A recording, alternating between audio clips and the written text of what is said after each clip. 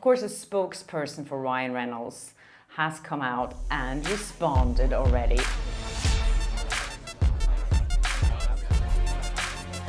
Hi and welcome to Blossom Talk. I'm Kjersti Flaa, and here on my channel I talk about my good and bad experiences in Hollywood and working as an entertainment reporter. So you might notice that something's a little bit different because I am not in the same studio I used to be in LA because I am in Spain. I arrived here 2 days ago, so I'm super jet lagged. So if I'm saying something wrong in this episode, please forgive me. I don't even know what day it is. But anyways, I hope you like my new studio. I'm going to be here for a few months. But I'm still going to cover all the same stuff, so don't worry about it. And I will upload as frequently as I'm usually doing. So anyways, thanks for being patient with me. So much has happened since I left LA. I don't know where to start. I missed out on a few stories, so I apologize for that. I will try to catch up with everything in this episode. First of all, I have to say that, there's been a lot of motions to dismiss since I left LA. Justin Baldoni filed back at both Ryan Reynolds and Blake Lively. And I have to say something that I found pretty cool. In Justin Baldoni's motion to dismiss against Ryan Reynolds, he quoted an interview that Ryan Reynolds did with The Guardian many years ago. And the interesting thing is that that interview was sent to me by one of you guys. And they quoted that in his motion to dismiss, meaning that whatever you guys are putting out there and sending to me or other creators, people are watching. Justin Baldoni's lawyer is watching. The Ryan Reynolds quote that they used in the lawsuit is, "I've realized that I'm too big to fail at this point, so I just crush my enemies and drink their blood." I don't know if you remember, I did an episode with that.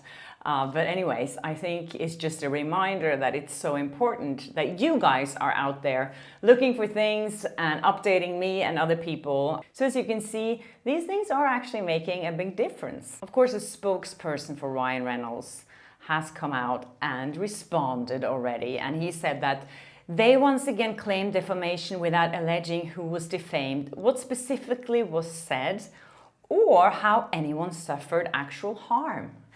Really, Justin Baldoni was dropped by WME, his management company, 2 hours after that article was published in the New York Times. So I think that's actual harm. But anyways, they continue saying that unlike Mr. Baldoni, who built his brand pretending to be a man who is confident enough to listen, they're using his words against him again, to the woman in his life, Ryan Reynolds actually is that man, and he will continue to support his wife as she stands up to the individuals who not only harassed her, but then have retaliated against her.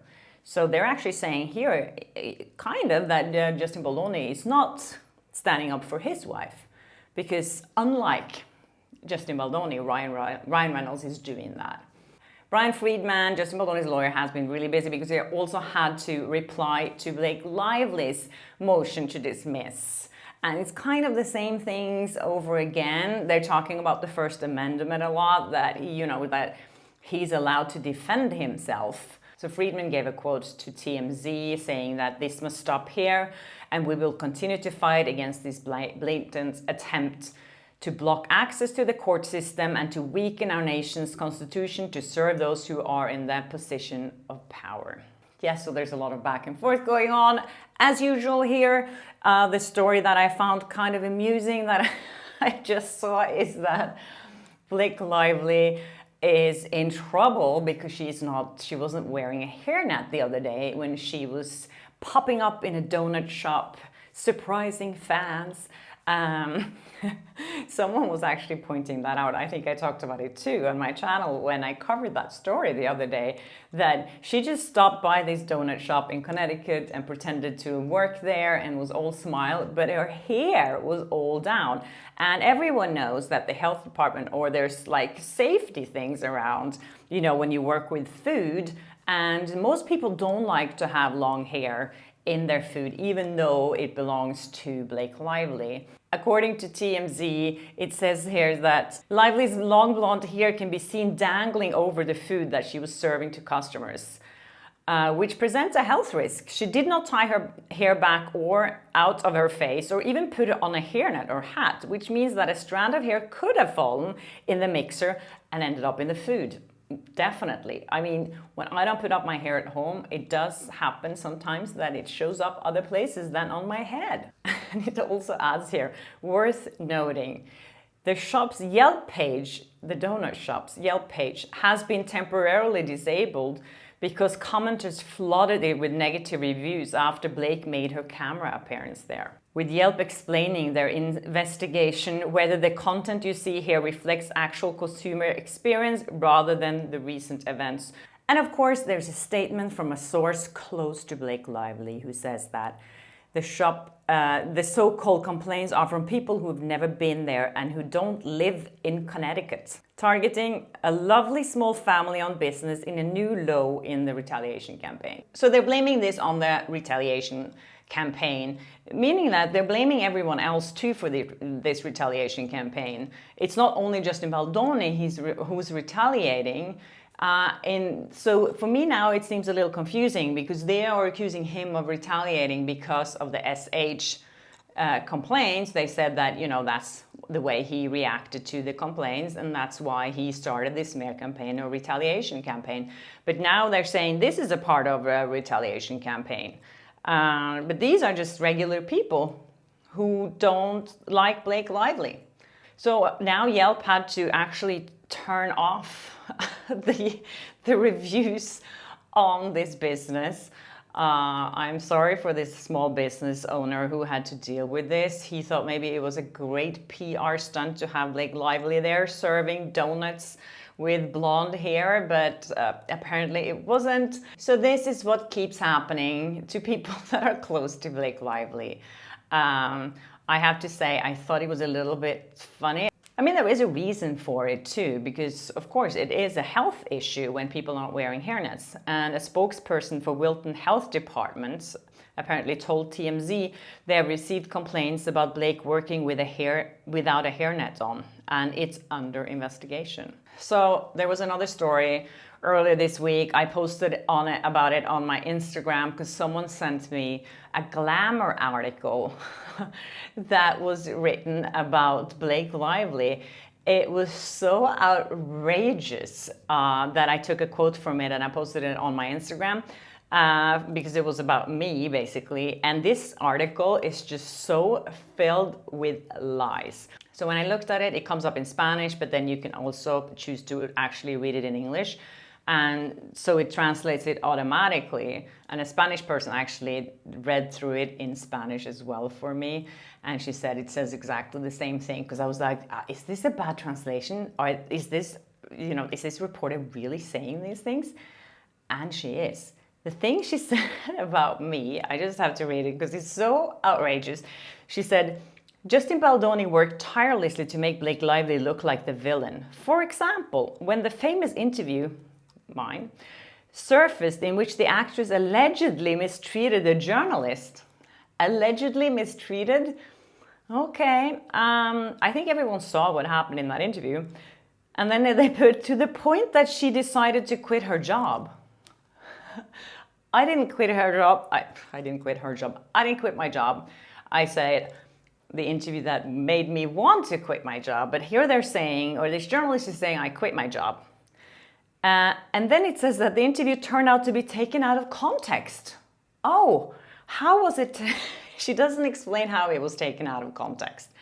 It's just taken out of context. Okay, and then it says that the journalist was part of the crisis management team Baldoni hired to address Blake Lively's complaints. So she's actually stating here that I was a part of that smear campaign. There's like 3 lies in this tiny little segment of the article. It's incredible. And then she continues to say, neither Baldoni nor her team were happy that Lively was making these claims when she did the claims. So the smear campaign against her and incidentally her husband, began even before the premiere. Starting with the fact, for example, that the entire promotion was done in a gossip-mongering tone, as if downplaying and glossing over the film's central theme, gender-based violence, was Blake Lively's idea. Oh, it wasn't Blake Lively's idea now all of a sudden? And then she says, the actress lawyers who have presented evidence confirming that it was the brainchild of Baldoni's entourage.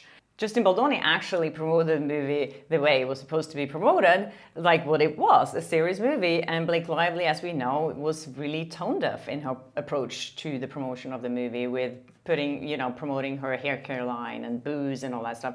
So for this journalist to actually say that that was Justin Baldoni's idea, that Blake Lively should promote it the way she did with her hair care line then, and her booze, or I don't know, none of this makes any sense to me. I just find it so fascinating because Glamour magazine is quite a big magazine, and the amount of misinformation in this one article is just mind-blowing to me. I'm just going to read one more little thing here because it's just like I can't believe that they actually printed this stuff. Okay, so it says, perhaps the most striking thing is the message that Justin Baldoni's team had brought to light between him and Blake Lively via the websites they launched. So they're referring to the website where he put all these text messages to reveal all the details of the case from the director's perspective, of course. Yes, that would make sense. That is from his perspective, since his lawyer was publishing it. And then it says, yes, they've taken their side of the story very seriously. No, I mean, serious. Why wouldn't he take his side of the story seriously? It's his side of the story. He's defending himself against all these claims.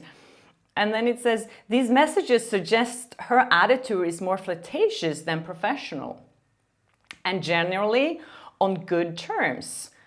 All this assumes they're authentic, since for the moment, Lively's legal team hasn't confirmed that they are. So they're actually saying here that Blake Lively's team hasn't confirmed that those text messages are authentic. So we don't know if we should actually believe that they are. I have to say, articles like this is really so shocking to me to read this, and that, these magazines can get away with this stuff. Some people were commenting on my Instagram saying, oh, you should sue her and, reach out to them. And the thing is, I would love to do that. It's just that I can't be bothered to spend time on doing things like that. But the thing is, I understand now why people are pro Blake Lively, because if you don't, for example, if you're Spanish or you don't speak English that well, you don't read news in English, and this is all the information you're getting, of course you're going to think Baldoni is a creep and Blake Lively is a victim.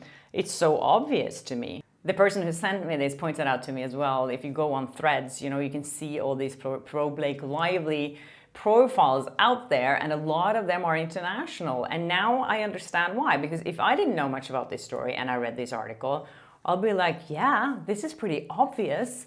So yeah, I don't understand how this journalist got away with writing this article, but yeah. All right, guys, this is going to be a short episode because I am, as I said, super duper jet lagged. I don't know if I just bubbled through this whole thing. I don't remember even how I started this episode, but I really appreciate all your support. And I hope you like my new studio. I kind of just got some stuff together to make it look a little engaging. And I did actually buy one of these. So I think I'm gonna put that here. Whenever I get this arm to work here, I'm gonna have a really good audio, and I'm gonna have a super fancy mic as well. So yeah, I'm stepping up my game here. And yeah, I hope you enjoyed this episode and my rambling. And I hope I see you around. Maybe I'll take you around Mallorca one day. It's such a beautiful island. I'm here with Magnus and of course Oscar, who we had with us on the plane. It was a very long flight for him. I felt so bad for him, but he is a trooper and he's loving being here as well. I will be back in LA in a few months again, but for now, this is me. And yes, I hope I see you guys in my next episode. And please keep sending me tips. If I haven't gotten back to you yet, it's because I've been busy and jet lagged and traveling and whatever. So I will do that, I promise you. And please keep sending me stuff. I really, really appreciate it. And now that we know, you know, when you send me tips and I talk about it here, maybe Brian Friedman sees it and he uses it in his legal claims. Anyways, take care of each other and I'll see you in my next episode. Bye.